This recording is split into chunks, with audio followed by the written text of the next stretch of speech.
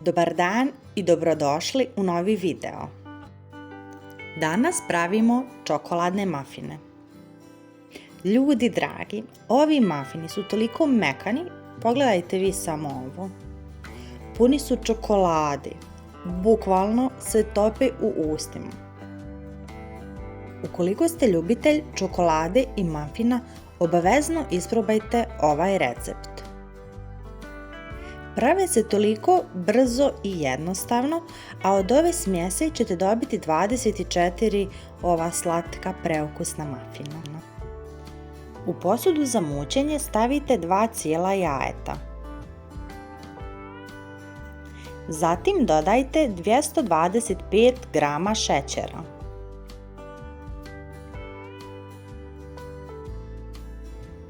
Sve to kratko umutite mikserom.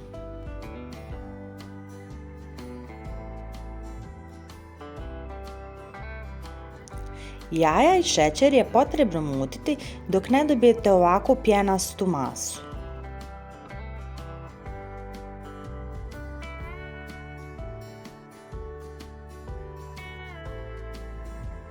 Zatim dodajte 3 kašičice praška za pecivo ili 1 cijeli prašak za pecivo. Dodajte 1 kašičicu sode bikarbone. Dodajte pola kašičice soli. I na kraju dodajte 2 vanila šećera. Istopite 130 g margarina i dodajte u fil. Sve to kratko promutite.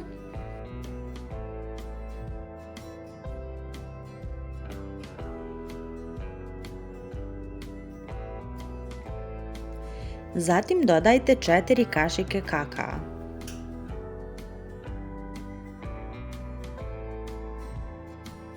– 400 ml mlijeka. Da vam ne bi špricalo ovako kao meni, bolje vam je da dodate u to brašno pa tek onda to sve da promiješate. Ja sam dodala 375 g brašna i prvo sam ovako sa mikserom malo to samo promiješala, sjedinila, a onda sam tek uključila mikser i dalje to sve mutila da mi ne bi taj kakao previše špricao sa strane. Kada ste to umutili, nasjeckajte 200 g čokolade. Čokoladu ne morate da sjeckate skroz sitno, možete da isjeckate na malo veće kockice po vašoj želji.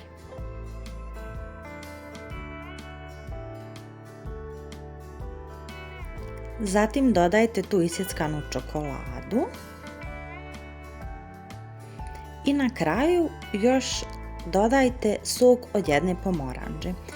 Možete da dodate i koricu, ja sam dodala samo sok, znači po vašoj želji.